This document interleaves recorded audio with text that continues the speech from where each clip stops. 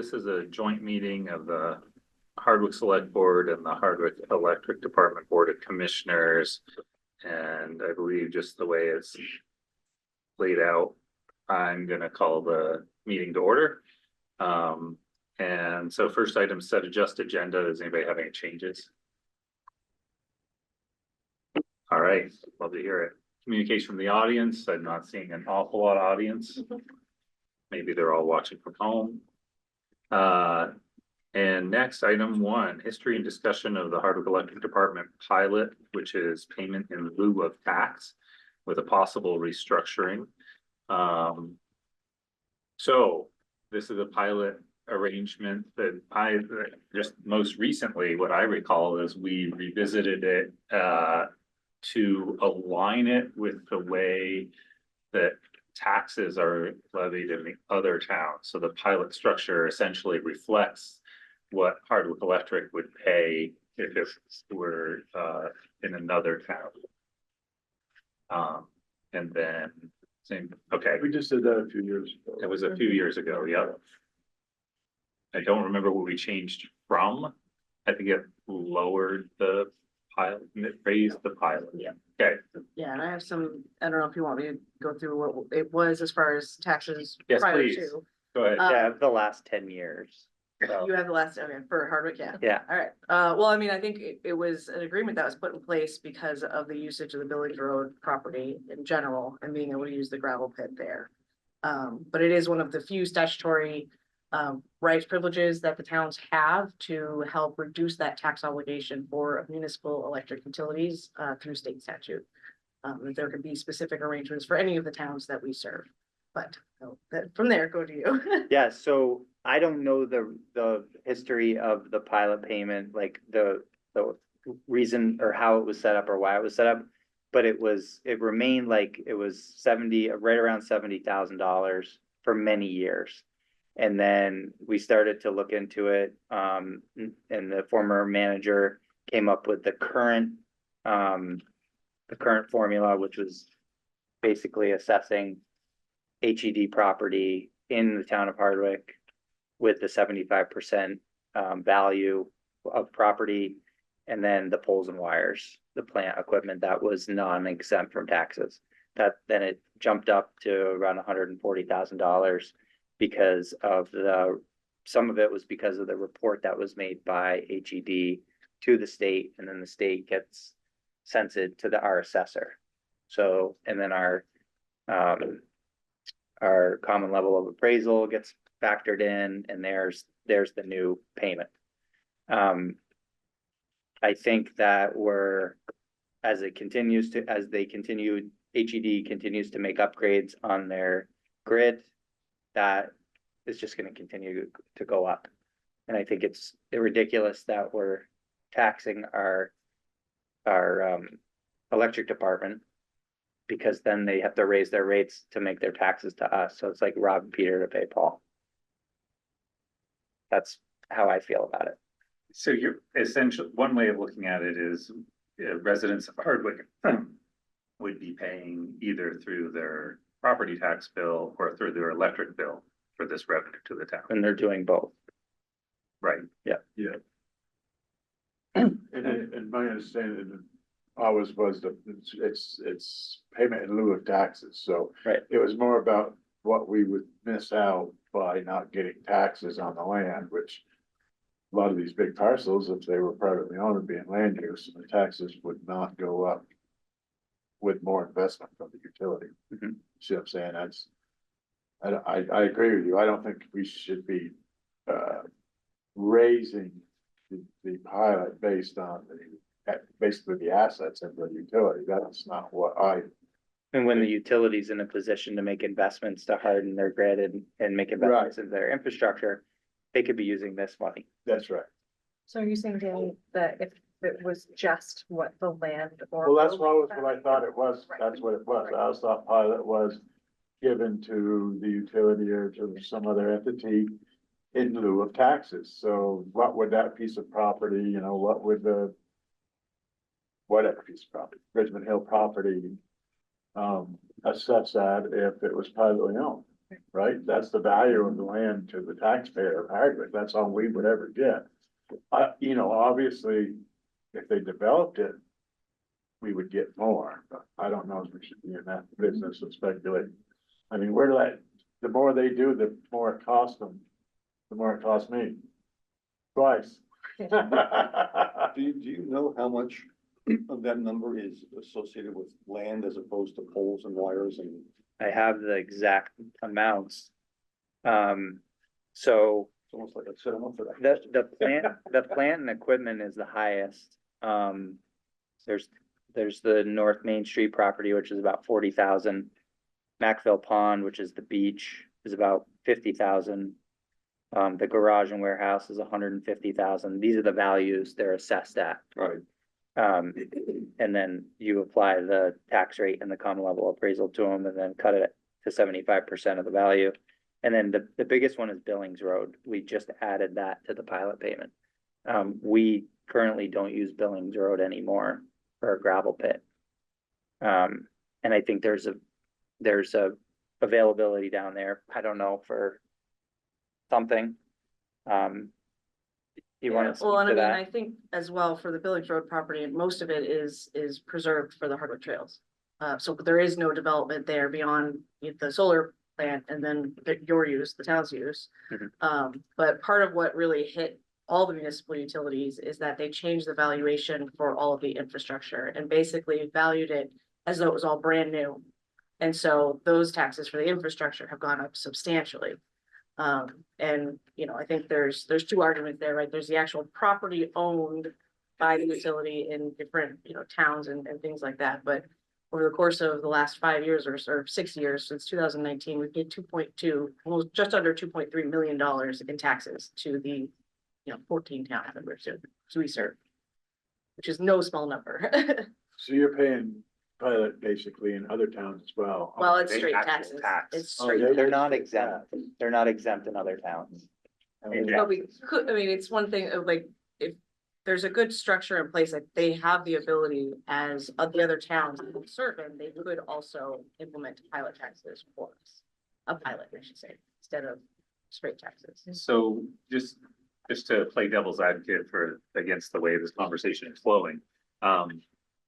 So currently, in the other 10 or 11 towns that Hardwick, at least other than Hardwick, that Hardwick Electric serves, Hardwick Electric is paying those towns they're paying taxes based on the value of the plant essentially. Correct. And Well, land. it's a formula that the Yep. state has put together, but yes, it's not necessarily the actual value of plant, but it is a valuation of plant. Okay, and so I think, so in the case where, like, let's say we went an extreme, we like lower the pilot payment substantially to the town of Hardwick, isn't it the case then that Hardwick residents are essentially subsidizing the residents in the other towns to some degree because they're all paying the full freight of the tax? And I think that was why we had the arrangement we had, which was based on the valuation the state comes up with to sort of make it fair across the different towns. Seems like inconsistency across towns is opening up problems. So one of the Right, things. If we don't, then we're definitely sharing, you're right, we're definitely sharing more of the cost, so. One of the thoughts that I have is why not come up with a pilot agreement in this town that we can present to other towns? So Hardwick Electric can make investments. So you're saying under statute, it's possible for Hardwick Electric to pay pilot instead of paying taxes. Correct. And my thought is that we could try to establish some sort of structure where whatever saved monies are not being paid in taxes or pilot would be invested in those towns. So that there's an equal share, so they're not necessarily subsidizing, but that there's an actual investment in those towns, in that territory that would be equal to, or what, greater, it depends, because there's the way infrastructure works, right? There might be a very expensive transformer that has to be put in one place, but can serve, in 3 or 4 towns. And I think that's being able to have the access to those funds instead of paying them in taxes is really what we're trying to achieve. it's not to not invest or reinvest in upgrades, it's to not necessarily rob Peter to pay Paul, so the ratepayers are paying double or twice. It would be interesting to, yeah, it would be interesting to see what that looks like and get some perspective from other towns too. Yeah, do you have you had conversations with any of the other towns We have about not at changing this the way they? 'Cause they just basically straight appraise your real estate and your Correct. lines and poles, Correct. infrastructure you got. And apply their common level of appraisal to the value minus And so how does that, is that in line with what are we hitting the same mark right now? right now, yes, So right now it's equal, currently. not necessarily right or correct, but it's equal amongst the towns.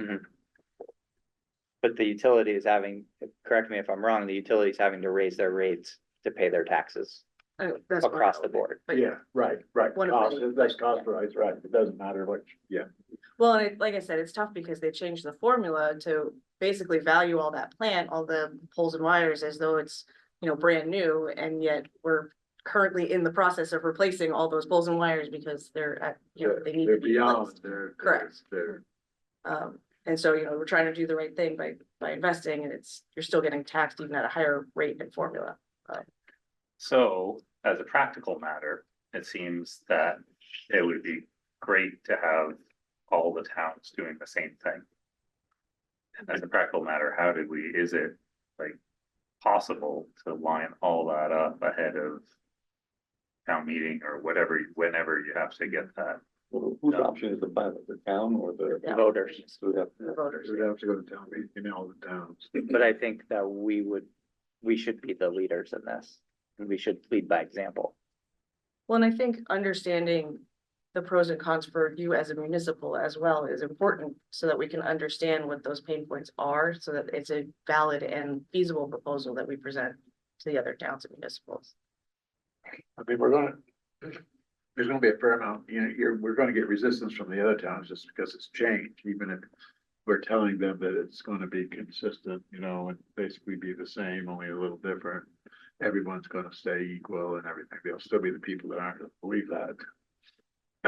So that'll be a difficult task, to get 14 towns, 11 towns, but 11 towns.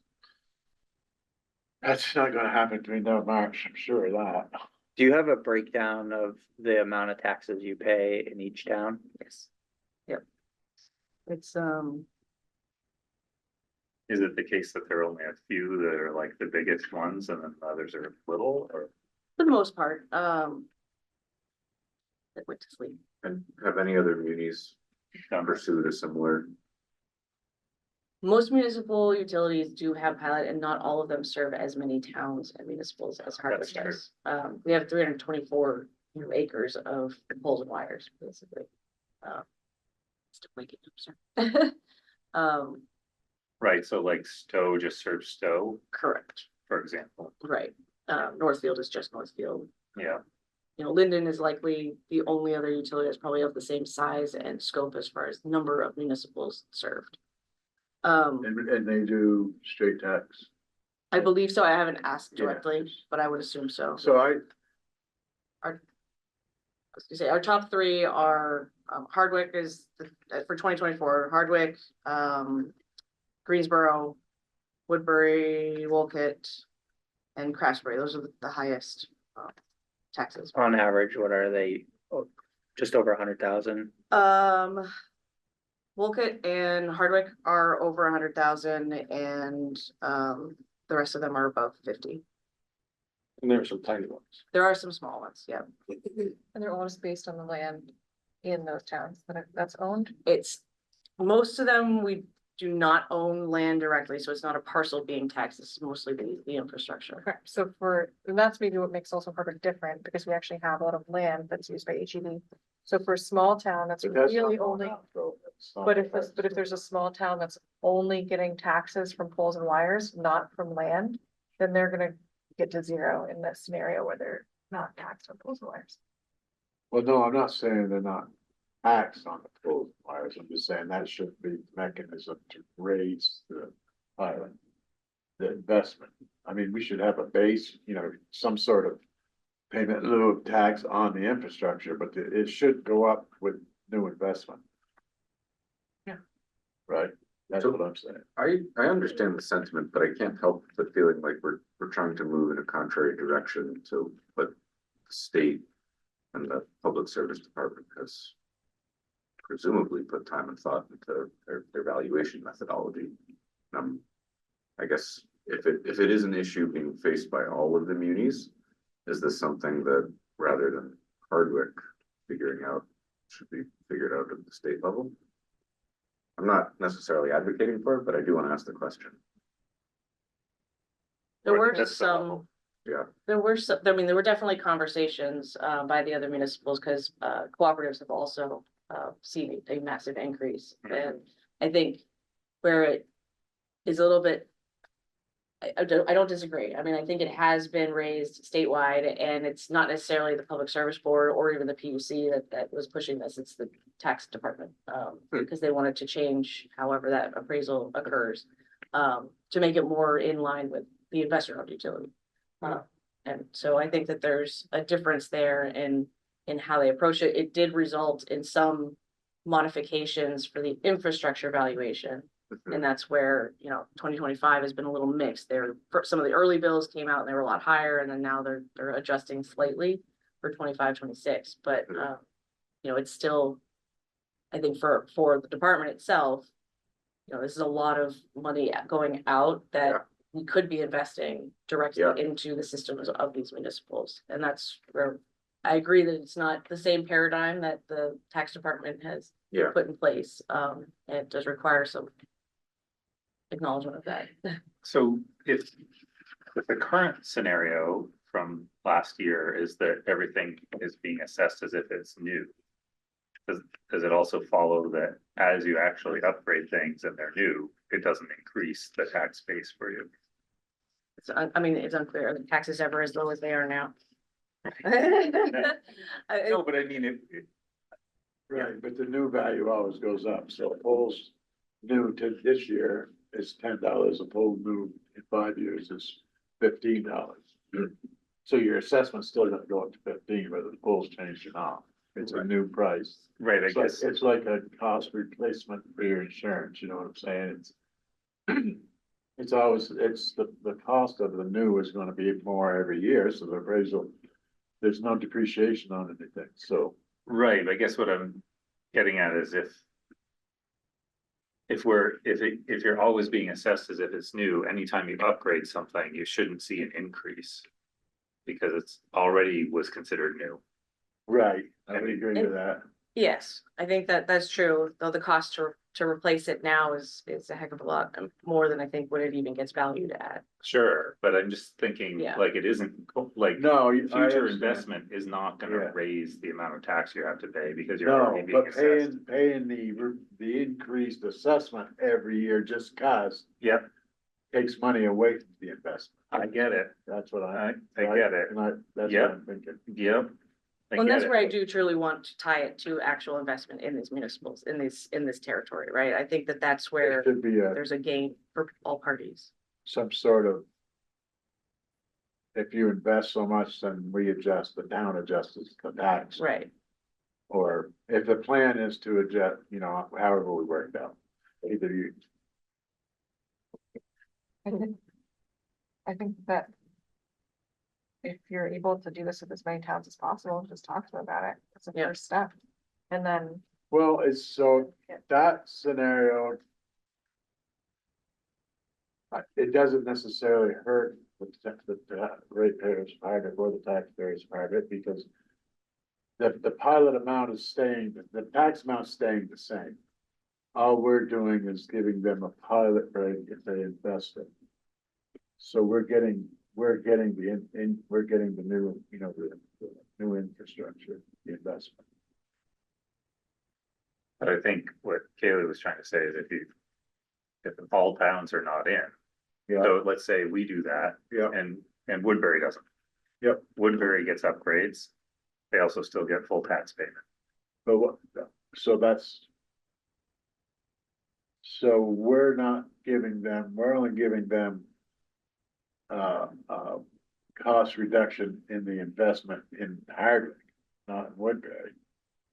So Hardwick gets the better infrastructure. That's what I'm saying. Well, except if you invest, so for example, correct me if I'm wrong, but if you do a new Well, upgrade to the substation in Hardwick, it helps all Hardwick. It's probably helping Woodbury too. Would help anybody who's being served off Yeah. of off that feeder. But I mean, and that's, it's kind of hard to break it down that way. And so, because, I mean, any investment harder of a with power. substation or, which substations are actually exempt, that is the one thing Yeah. that does not get But included in that's, that I valuation. don't look at. Oh, really? Correct. I don't look at that as negative, because that substation, while it does serve other people, it's gonna serve me better. You know what I'm Yeah. saying? And I'm the Closer guy to that- it. You're right, but you know what I'm saying? I mean, there's gonna be some benefit to people that are outside if they live next to the town line, but the general benefit is gonna be to the Hardwick, town of Hardwick. I think that I understand the concept of giving them a break pilot for that. Mhm. How it works out, I know it's gonna be, Well, I think but another one, I don't think we have a chance to pull off 11 communities going along with anything In 1 year. in one life. small ones, but I do think it's a worthwhile endeavor to try and seek that out. And I think another piece that could be, considered as part of that break reduction, what have you, would be any right of way maintenance that's done on, town maintained roads. If it's poles and wires that are located roadside and the right of way is being cleared by, broadly, because we have to keep a certain buffer zone, then that helps as well. Helps the town. Helps the town, helps customers Mhm. all over. It helps, helps V-Trans if it's. If you have been on Route 14, you can take the right up. Looking good. That's the way right away should look. Oh, I haven't been Both- up there. Both the transportation right away or utility right away should look just like that. They're doing a great job so far. Wicked. Contract. Yeah, Yep. I went up to them about it. And it's gonna be easy, so cost of maintenance in the future is gonna, if you stay on it, it's gonna be so much easier to mow it now and so much faster and you just can't wait 50, 20 years to do it. So, Trees grow fast. Just their teeth. yeah, whatever there. So who's, works on, who takes the lead on trying to figure this change out? A change. I think the utility and the town, I was looking for like a group. Opie and. Okay, Sarah. Yeah. Or, Reno and Eric, or I don't care who. I think it's a group effort. No, I don't know, but if we don't, yeah, I mean, we should stay on it if we're gonna move it, you know that. So, yeah. I nominate Roger and Tim. Yeah, there you go. There you go. So I guess my feeling as a select person in Hardwick is I'm not sure it serves the taxpayers of Hardwick to have a deal with a lower pilot payment unless we can also bring at least a few other towns on board. I mean, I think the chance of bringing all of them right away is probably, There's some Wow. small, there's 5 big ones and the rest are pretty small. Right. Really small to. Oh, he should pitch it to them, I mean, they may. oh, you wanna should pitch it to them for invest sure. there, invest in there, in the infrastructure as much as we do, so. People like power, Electric guy, right? yeah. Well, Unfortunately, no. I but think it, so I was just gonna add one more thing, and that as we're thinking about it, and as you're pitching it, there's like a pretty good way of describing it. It would be helpful to like know exactly what that means, because I mean, that was one of our questions, like, if we end up changing this, what is that? It's hard to know, because especially, like, I have no idea what that means in terms of infrastructure. It's pretty big. So like, I don't think you'd be able to say this is a certain amount, but like, is it dollar to dollar, the difference? Is it like investment over time? Is it just being able to kind of describe that, I think would help towns understand it a little bit more.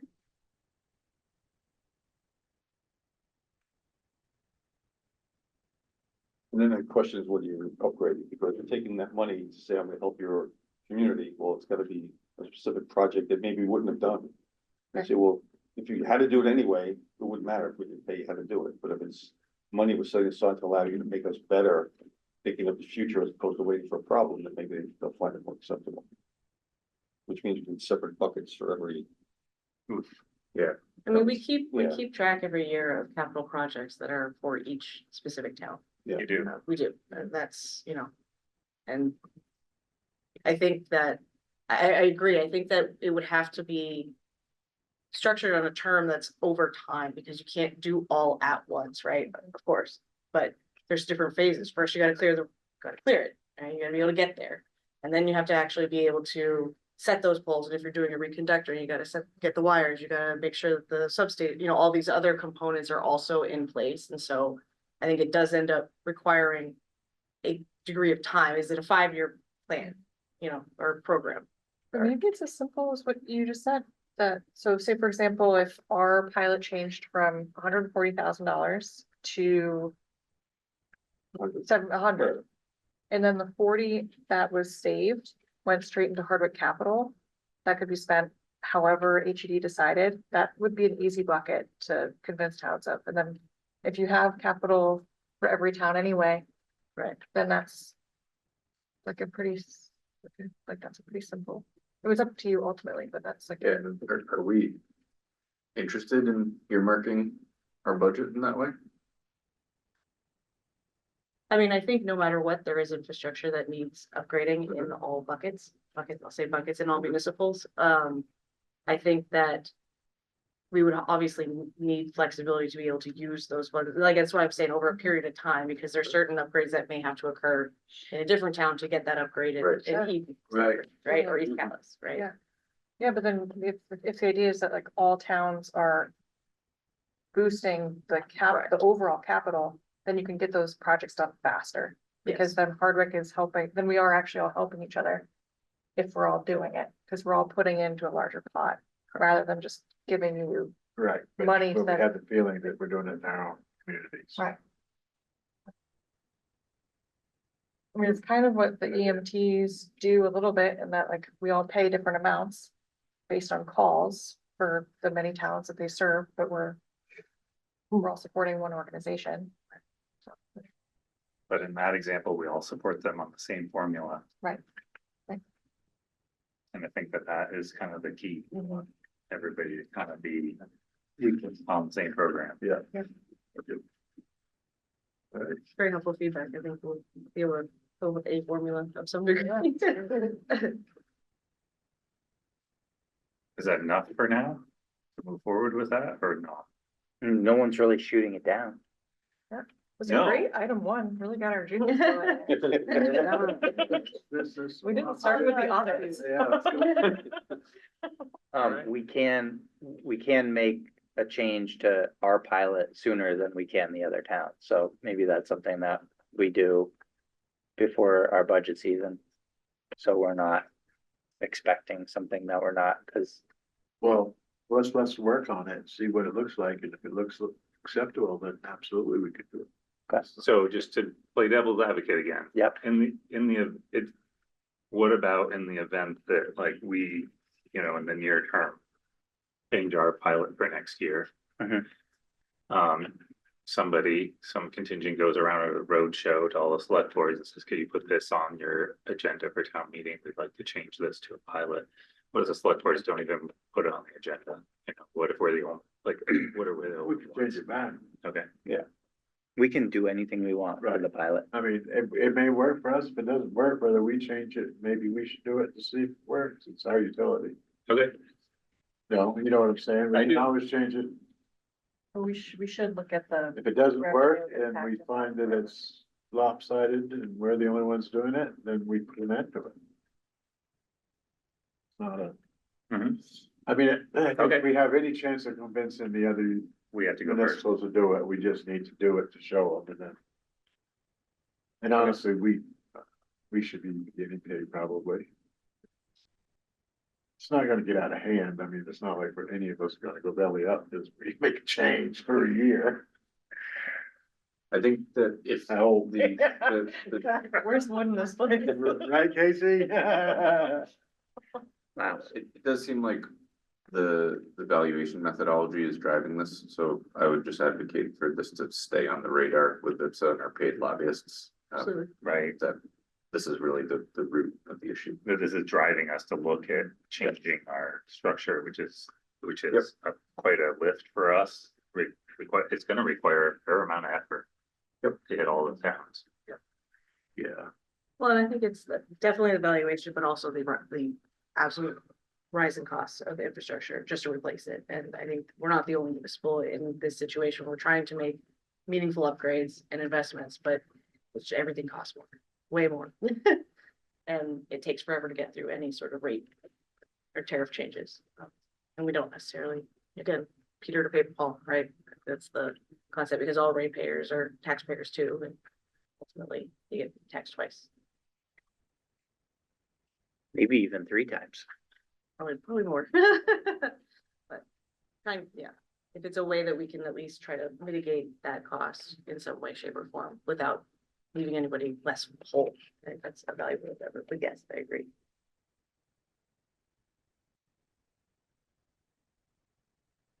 tonight, so not to belabor the point, but there's, just thinking about it from another point of view, so if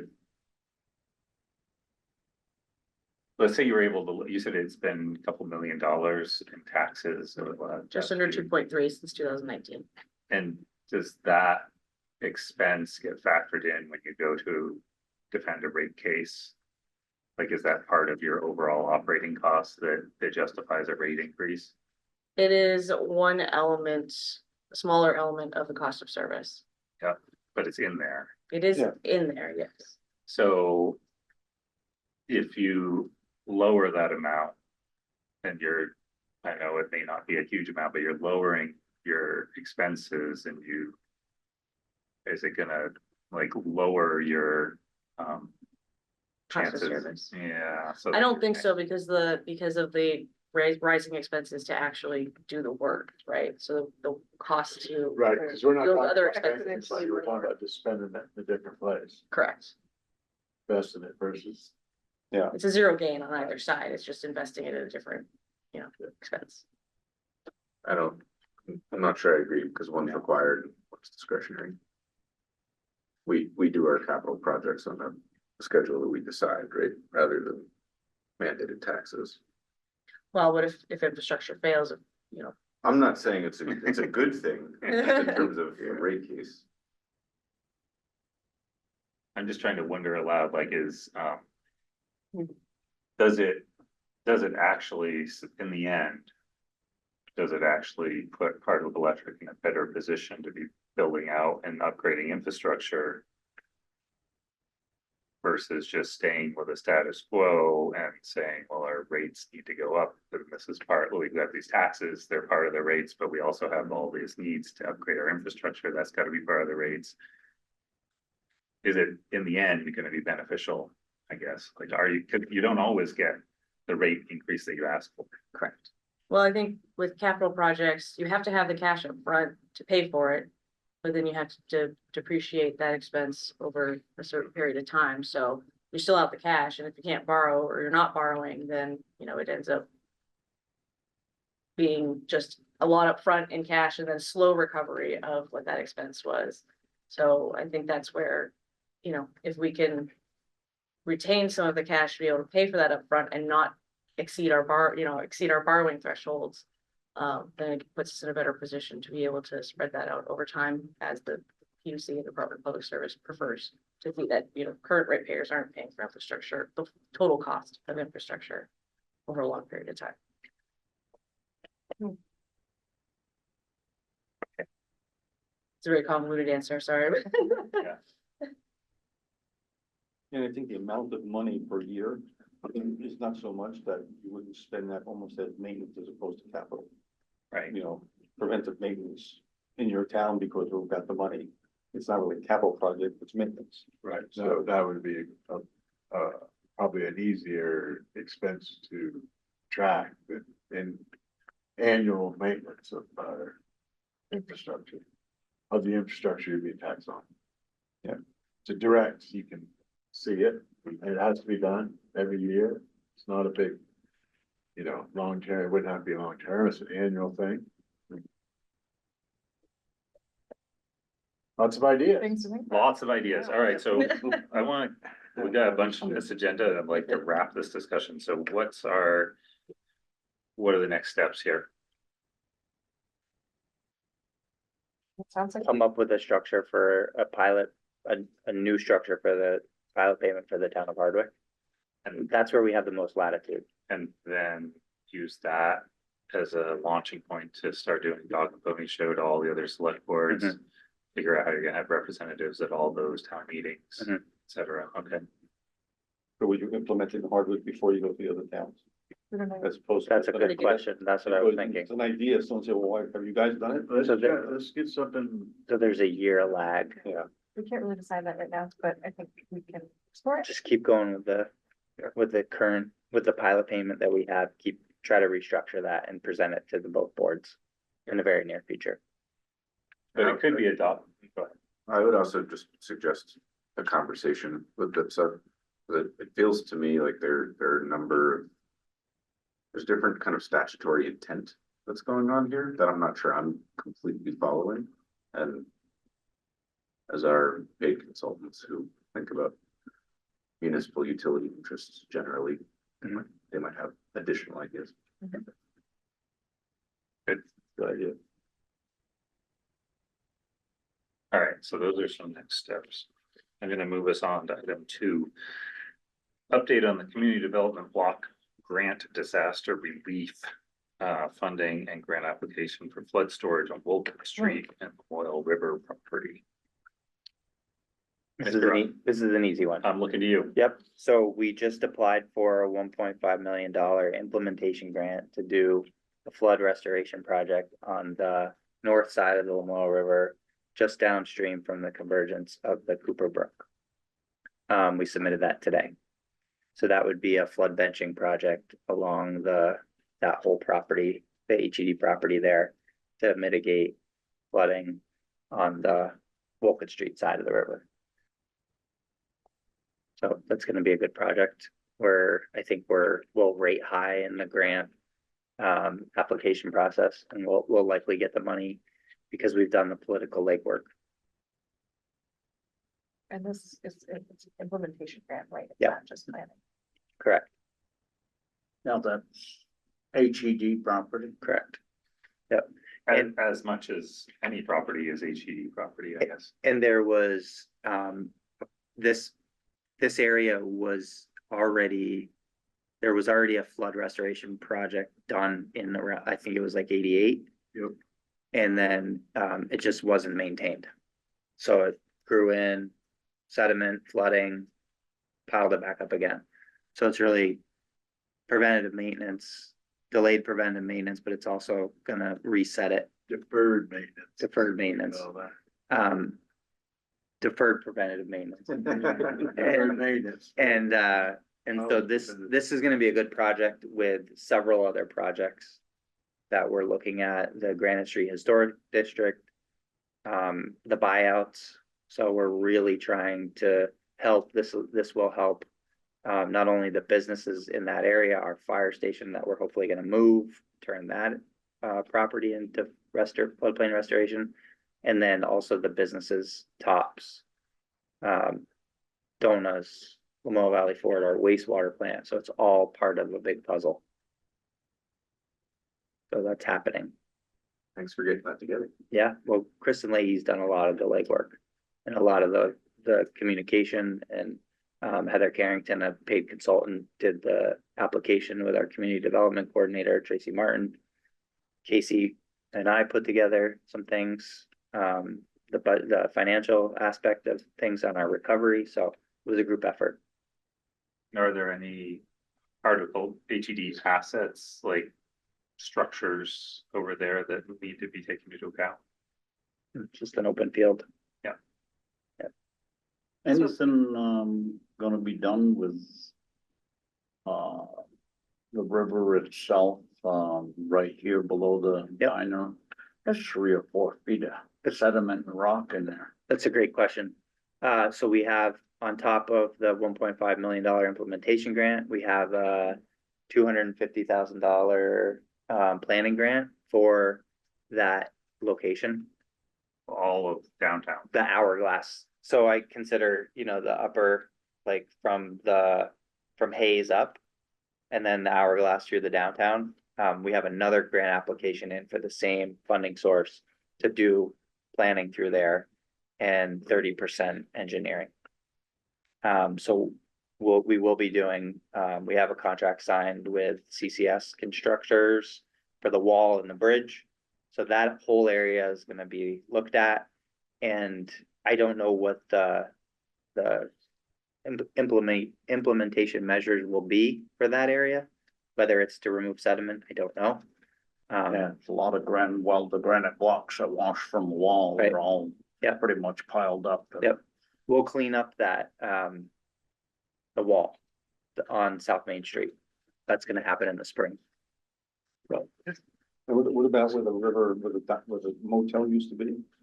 Is there something there to?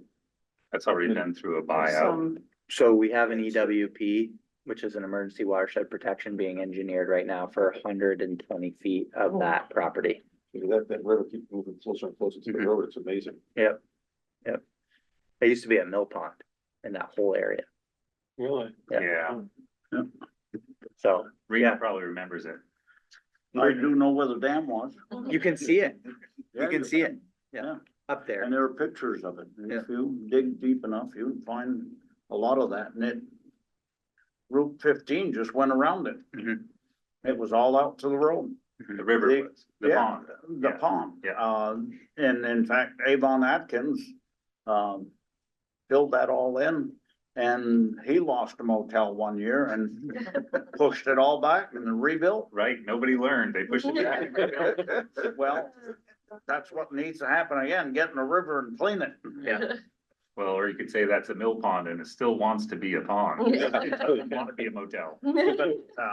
They probably had a little more, riprap to stop it from washing out hazes at that point.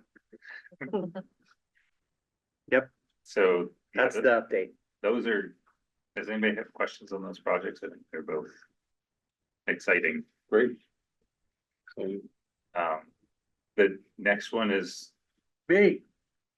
Me. Danny Hale. Yeah. Next, item 3, Danny Hale. What do you do with that?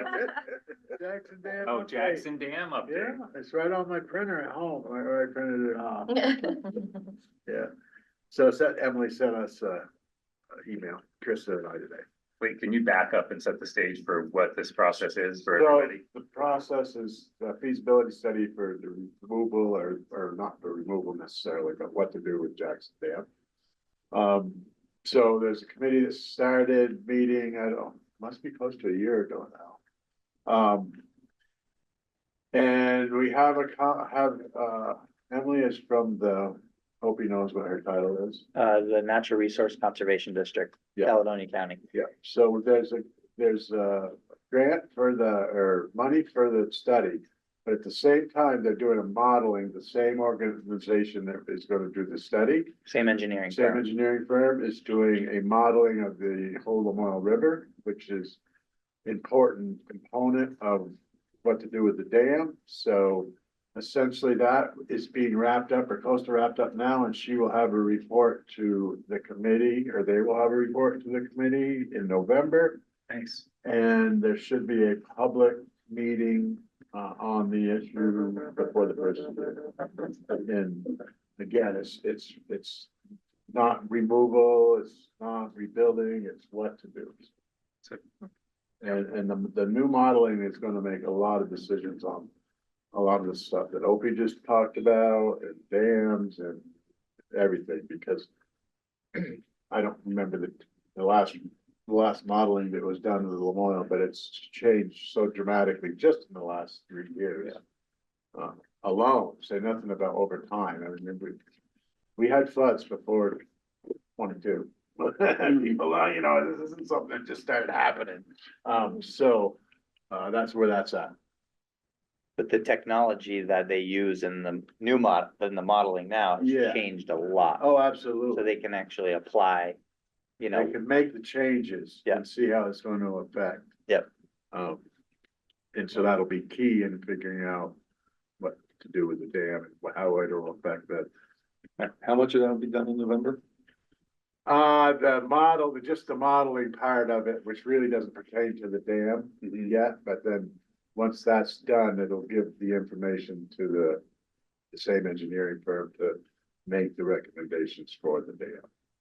Or, yeah, not recommendations, assessment. Just the information. Yeah. Yep. yeah. And then it'll come, the information will be out for public, Now, they, for us to decide what we want to do. are they releasing that modeling publicly, or is it Oh, yeah, something that's being It's kept? public information. No, Yeah. I'm sure it is, yeah. I'm Did sure they end it's up gonna putting be- in gauges, or is it just No, not yet. computer modeling? I think it's all computer now, as far as I know, Mhm. that's all. But isn't there an effort to put in gauges? Mhm. Yeah. Monitor, but that's more about monitoring for during Flows. emergency events. Correct. And stuff, yeah. Yep. Yeah, this is really all mostly, from what I've not heard, it's gonna be just basically computer generated. Satellite generated, where the technology now is, you know.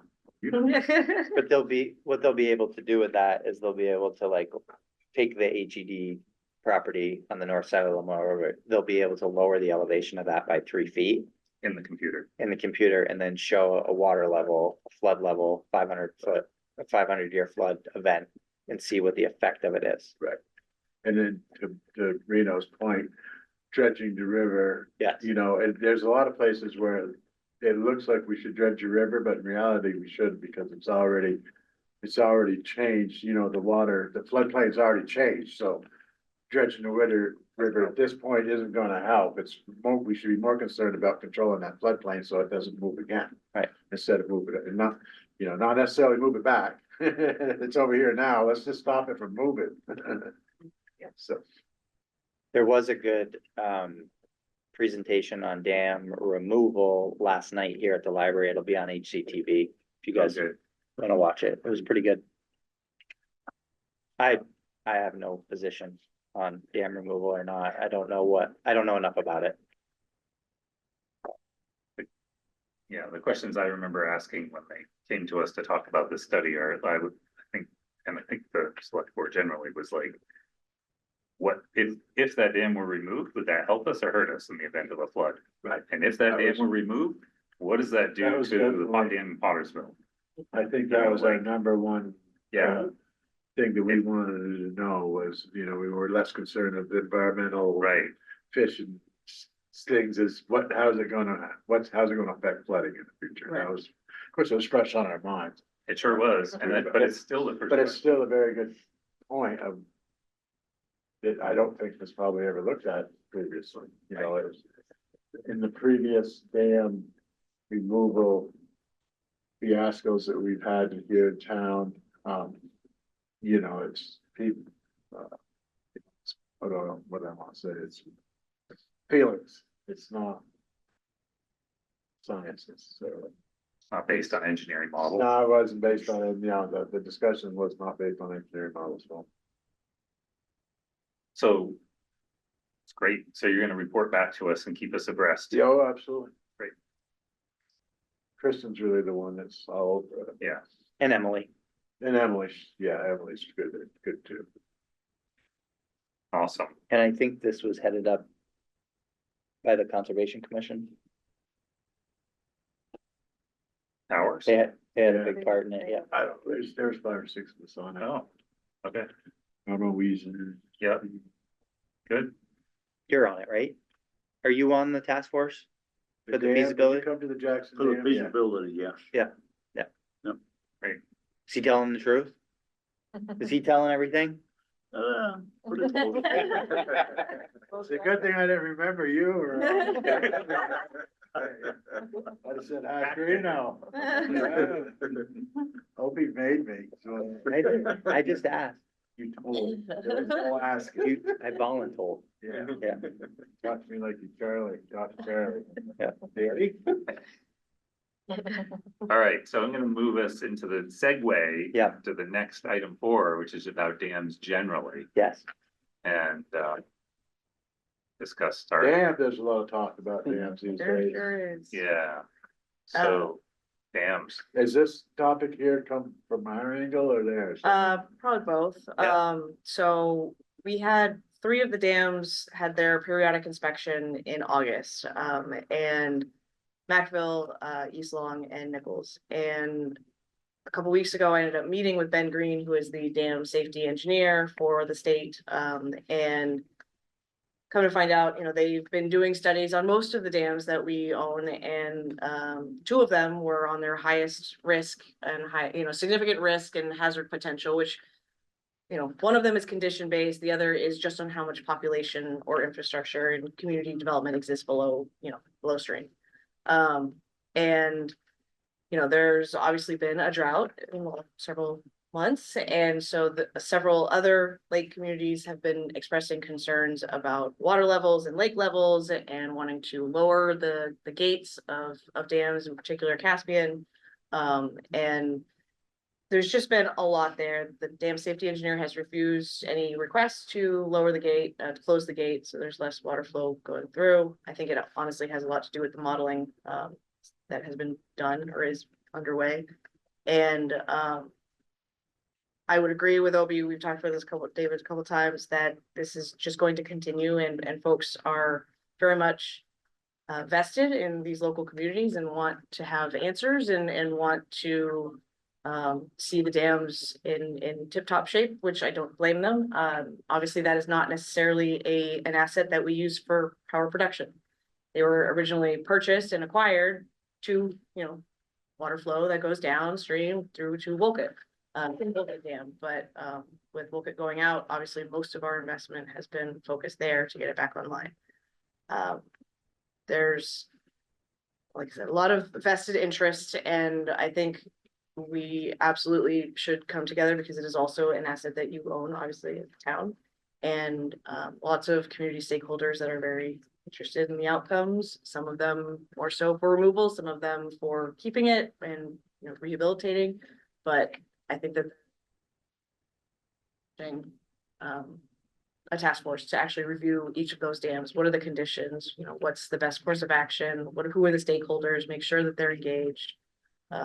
Because none of us really want to make that decision in a vacuum. And the valuation, and of course, if we do divest any of those assets, has to go through the PUC, because you have to ensure that ratepayers are given adequate return on that value that they've invested in for over time. I will add that there's 3 regional planning commissions, 4 conservation districts, 5 watershed non-government organizations, several lake associations, and state agencies involved, along with 4 towns.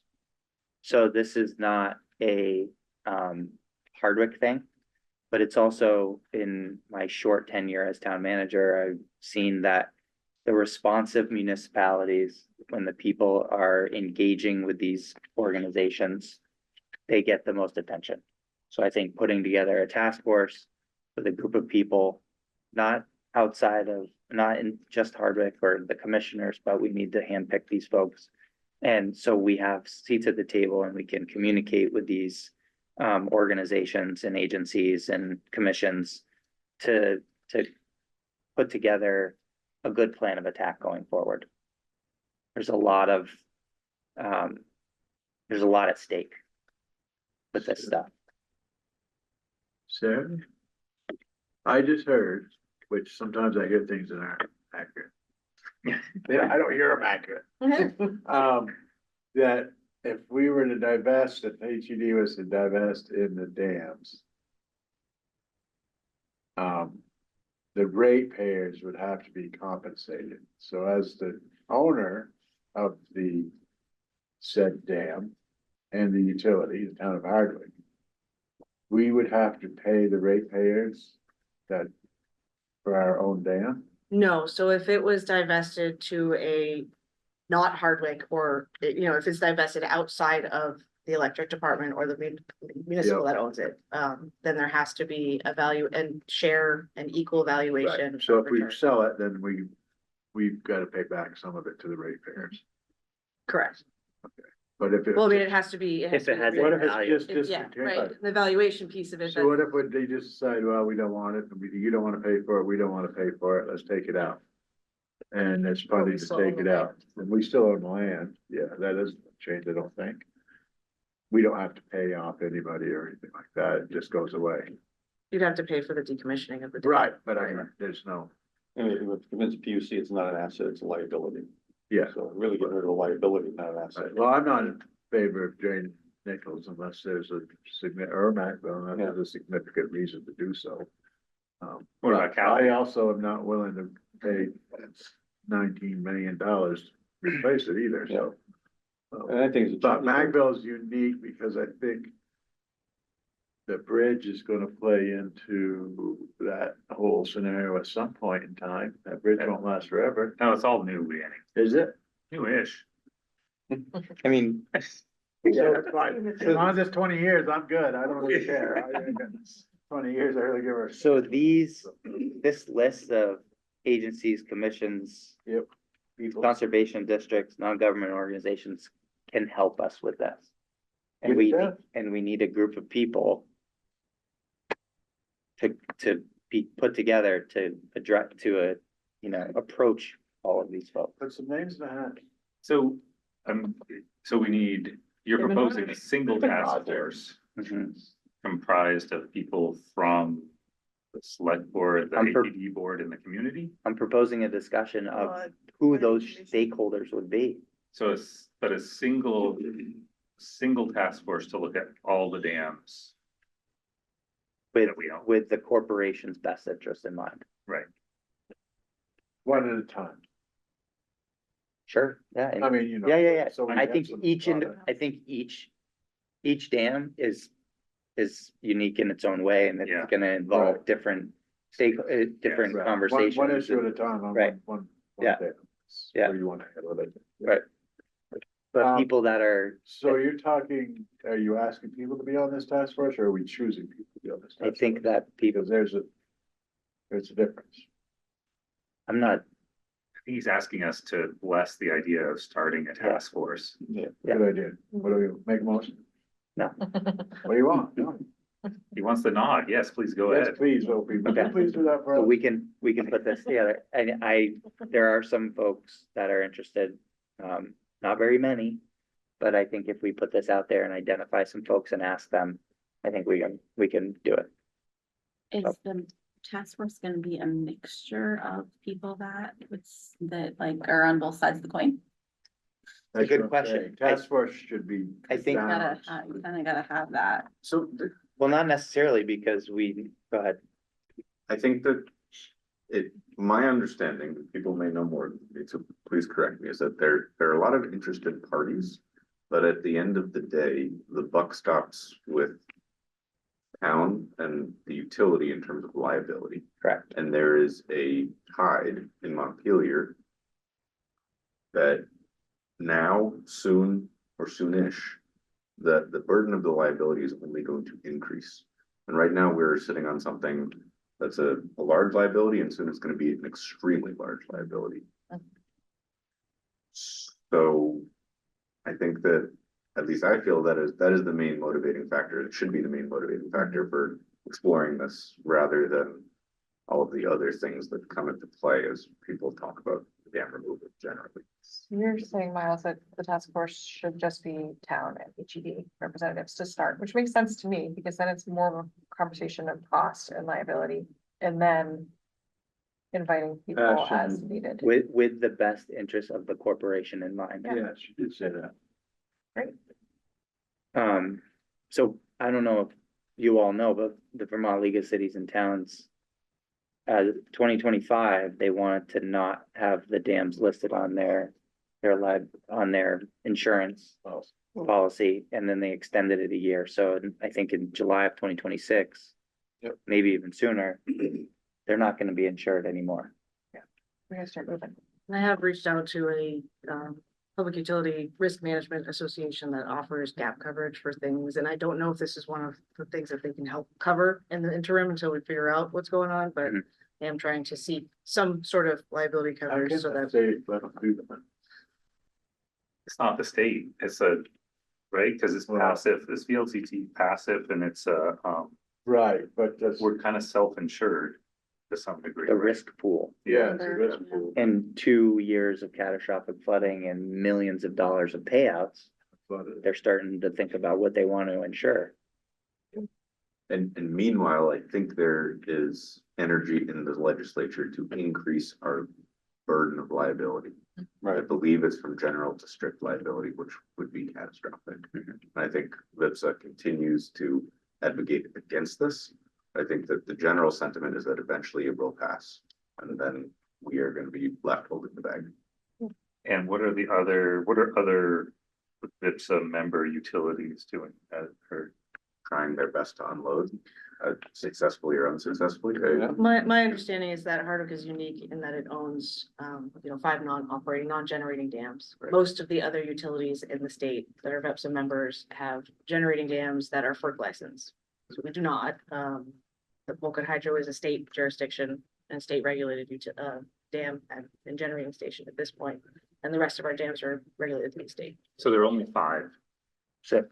We have 6. One is But generating. but non-generating, there are 5. Correct. So there is Caspian, Jackson Dam, Macville, Macville, East Long. Nichols, East Long.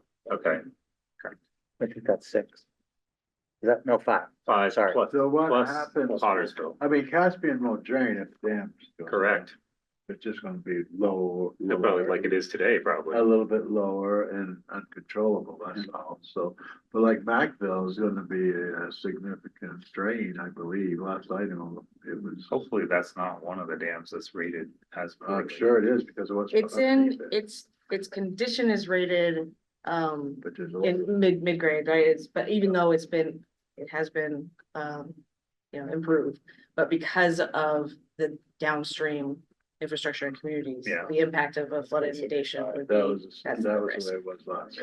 And regardless of its current state, I think there's a real conversation to be had about the prudence of the utility owning non-generating dams and that liability. Definitely, yeah. Definitely. So with, generally, like, a lot of task force might have,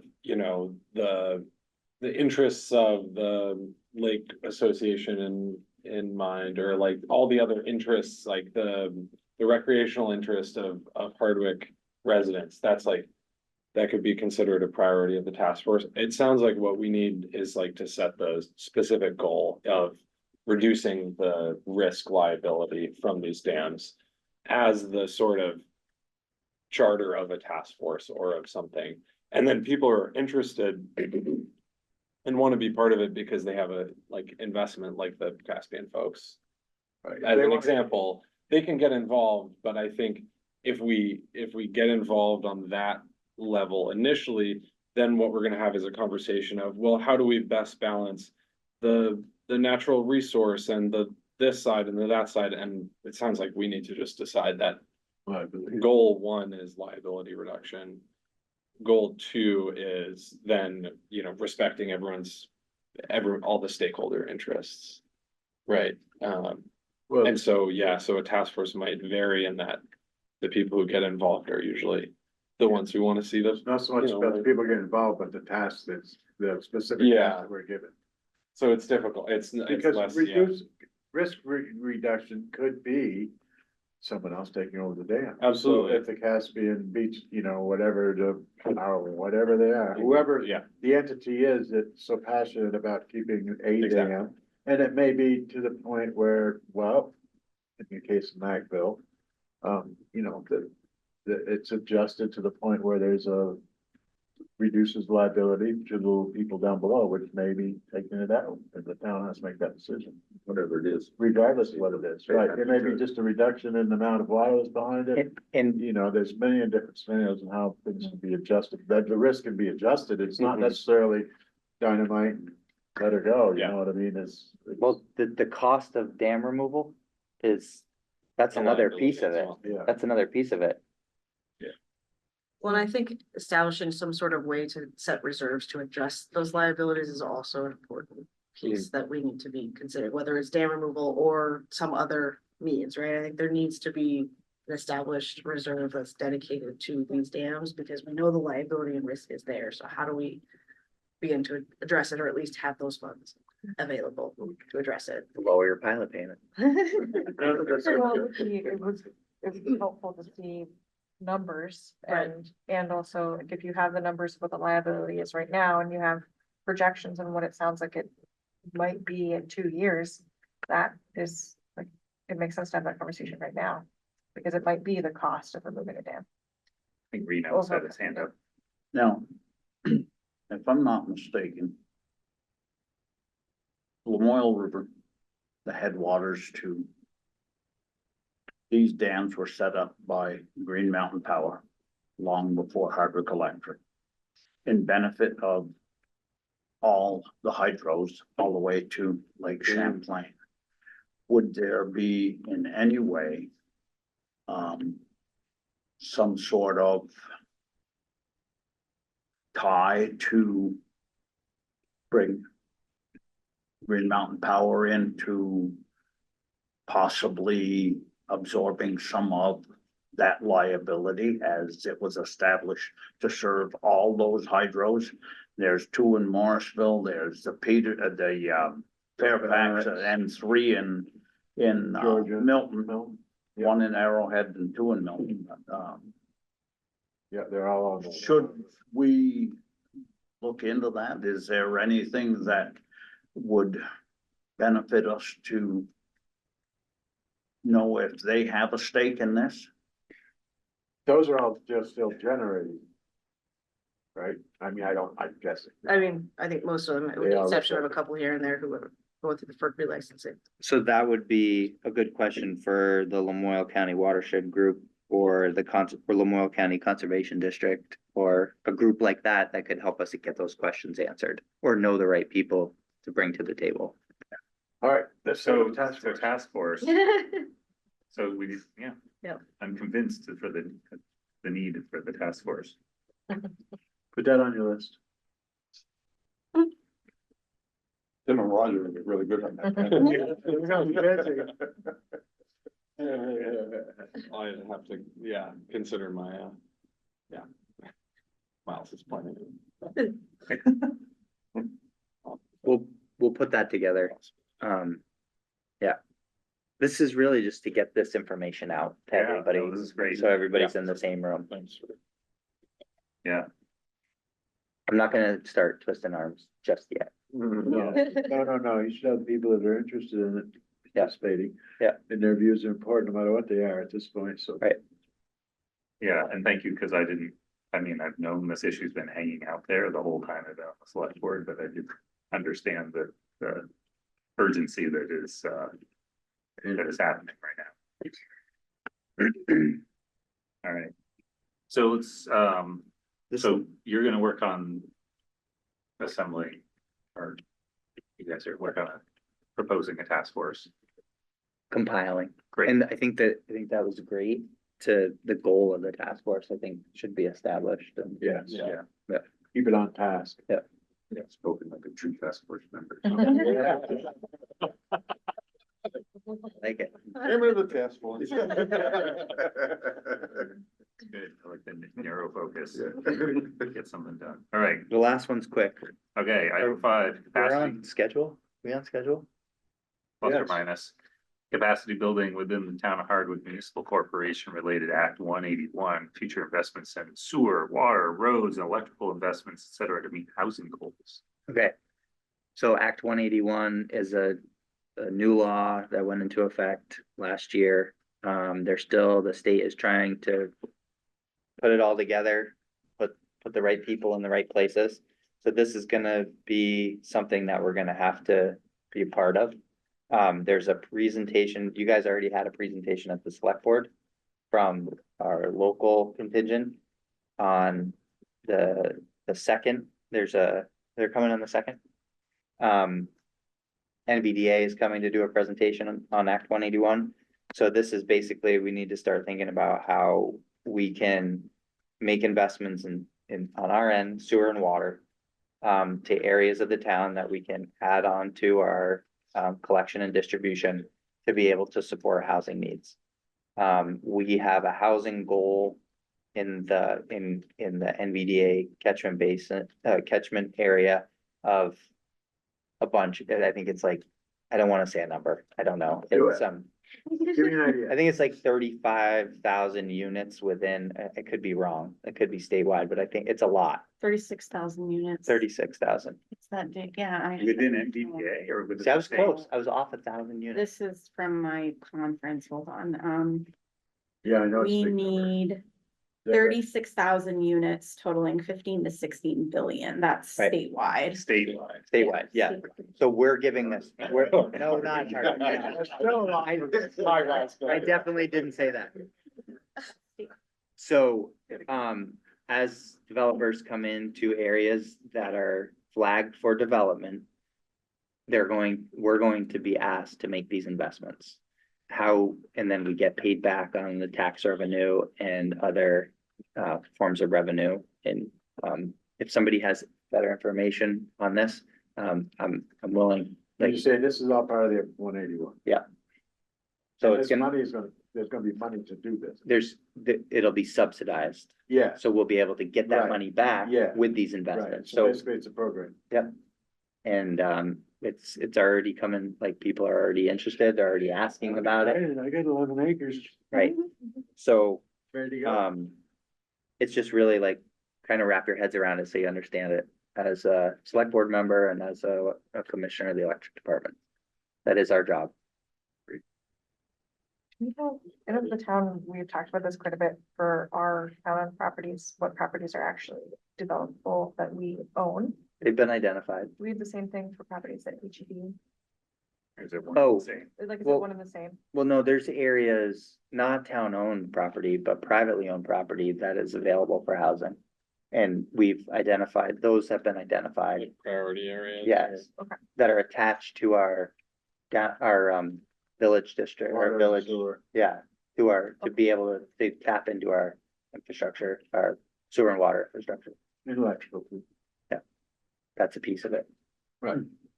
Well, I think that coordination on where, I'm not sure we've coordinated necessarily on where infrastructure is best built out in that district. And I think that's probably where this conversation is super helpful, Right.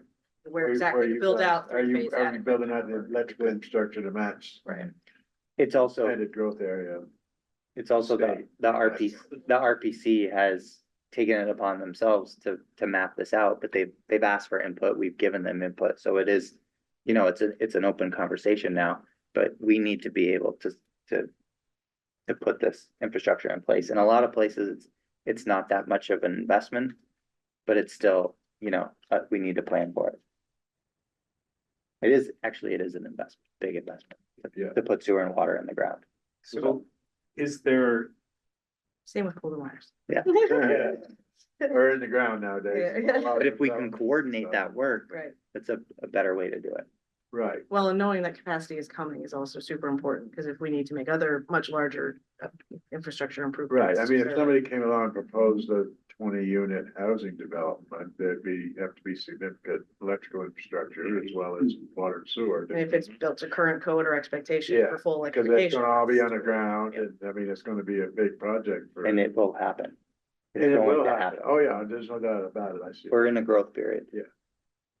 this is a little bit of a tangent, but, is this an opportunity to look at east, like, it's clear that we look at our area that's currently served by water and sewer, but if we look at East Hardwick, which has something of a municipal water system, maybe could have some sort of sewer collection. We're hoping to expand our sewer plant to accept more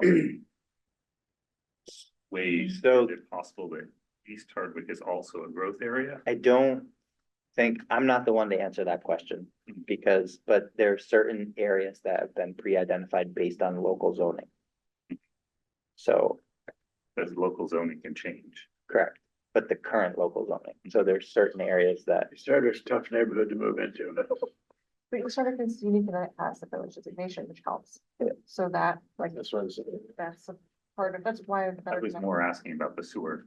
No, but I think it's all I think it's what Sarah's saying too, it's all connected, so like, the better connections work that was done included the possibility of sewer, included the possibility of laying all those lines underground, which would help maintenance over time, included like That's like the big puzzle piece, but yeah, I mean, we already have areas that we've identified that we wanted to expand sewer into and Hardwick, like, Mhm. like goals for that. Yep. So it makes sense to coordinate it with AGD and. Yeah. It's a great idea. I wouldn't count on East Hardwick's water system. They're gonna. Yeah, you've been I following. wouldn't either. It's been a rough summer for East Hardwick's water. No, they're in trouble right now. Oh, Yeah. Oh, the secret's started at 18 on that one. You're so small without logs right there. it's nothing wrong. I've seen those at Tunbridge Fair. Yeah, they were They have them, yeah. I guarantee you, There's there's no no lead some in in that system. No lead in them. Okay, there's no lead. Good point. I like your attitude. You always have a shiny. I grew up side. on East Hardwick water. Yeah. I'm hoping there's no one. I grew up eating asbestos minestones. We can tell. We did, it was pea stone, everybody used it, we used to, as kids used to lick it and see how pretty it was. Our Tonka trucks, they're probably, I don't know how many yards of it down in that dirt, but like, we played in it Yeah. with our Tonka trucks. We actually had an indoor, underneath cover winter Playground. playground that was 100% Eden limestone, pea stone. Wow. Asbestos. Jeez. We can catch on fire. We rolled in it, we literally licked it, see how pretty it was. Not that it was right, but at the time, everybody was doing it. All the cool kids. do All the it. cool kids were Yeah. licking the stone, All right, so, mostly the boys. yeah. So for capacity building, we need to have more open communication, Hardwick Electric and with the village, Mhm. town, structure. And I might go out on a limb and say maybe positions, Positions. Jobs. job, Oh, jobs. project management. That kind of stuff. Hmm, yeah. Shared position. Shared, Yeah, like capital projects, management. Mhm. Well, well, we have a need for sure, Mhm. a current need. Yep. You guys have a need. Yeah, I mean, we're doing some, we're adding to the department to try and fill some of those project management needs and also build out, layers of staffing so that we can get some of those capital projects done and managed. Can you bring qualified applicants? Well, I mean, we'll see. We haven't put it out there yet. Because that's been our big that's roadblock, really right? risky, yeah. But I think there's a whole level of complexity when you're talking about longer term subsidization of that, of those projects and then how to do capital and plant management and financing. It's totally different than just regular in and out cash expenses. Right. So having someone with that specialty, I think, is important and how to record everything properly. Which we recruiting soon. Okay. Great. Next. Gosh, we have select board reports, board of commissioner reports, new business and old business. I usually lump those all together. Does anybody have anything? I just have some old business for the select board. Do you guys want to have anything on the agenda for the next meeting for the town forest conversation? Yes, I thought that was a part of. That we asked for an update on that from the conservation. Commission.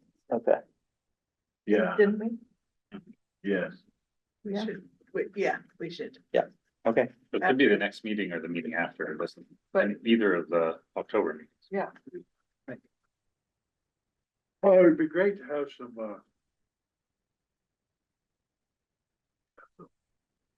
never mind. okay, Sorry, Al. that's all I got. Anybody else? I just have a super quick old business that's just connected to this, but I think it's great that we're having this meeting. And we had started, we had kind of like it's annual, we did like by necessity, we did a couple of meetings a year. That was a combined board commissioner meeting. It's like been a great meeting so far, so I'd love to ask us all with doing this at least once a year. And it's nice to just like have updates and brainstorm all together. It's really important, so. Should we say that we're gonna add a meeting on the calendar for September of 2026 on the I would think we should. Second or Thursday? Times a year if we're gonna move any of these things forward. Yeah, I think So- twice a year would be more appropriate. So I Use do a a long meeting time. in For the spring. April. Yeah, in the spring, Yeah. you should be able to have significant updates on a couple of these things by then. At least for now. Second Thursday April. at 5:30 in this room. both times. Hey, should we do it so if there's gonna be talk about pounds and pilot and stuff, should we meet prior to town meeting? Or post? Well, That could probably happen without Town it. meeting's gonna be here. I mean, it's almost time to start budget talk next month. Yep. Then it'll be a matter If- of. How about we plan on a second meeting for the second Thursday in April Yeah. in this room? And if we need to call a special meeting again for any purpose related to the pilot, we can. Does that work? But it might also be possible that proposal comes to each board separately. Yeah, Yeah, I that mean, we you can guys act have on a worked lot out of these something. things separately, but we still should get together. Yes. All right.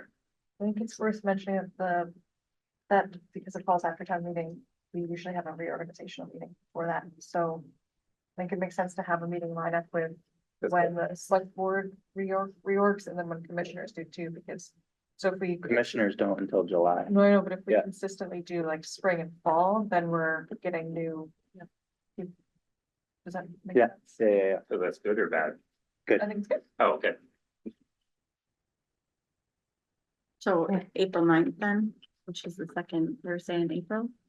That what is decided? Right. Yep. March is like reorganized. And in Right. September. Let's get them, might as well schedule it. Yeah, all right. Other reports, new business, old business? Hearing none, I'd entertain a motion to enter executive session pursuant to one VSA 313 for discussion about ongoing litigation case to include town manager, finance director, Hardwick Electric general manager and head commissioners. So moved. That was the second of Katie's part. And that was, Yes. Now it's the rest of that air. so, yeah, someone wrote it for me. Huh? So all in favor, please say aye. Aye. Authorize the general manager to Vice counsel vice council. to voluntary dismissal without prejudice. Yeah. So moved. You knew that was coming. Can you say it again? Needs to be restated. I think. You make a motion. I move that, we Authorize the general- authorize The general the manager. general manager of the Hardwick Electric Department to Public counsel. advise council to Dismiss the dismiss the lawsuit. lawsuit without prejudice. There you go. Beautiful. Yeah, And did we have a something. second already on that? Second. Don't let me do it again. Okay. Any discussion on that? All in favor, please say aye. Aye. I did so good on the Opposed? damn update. Motion carries. So thank you Thank you. all. You really.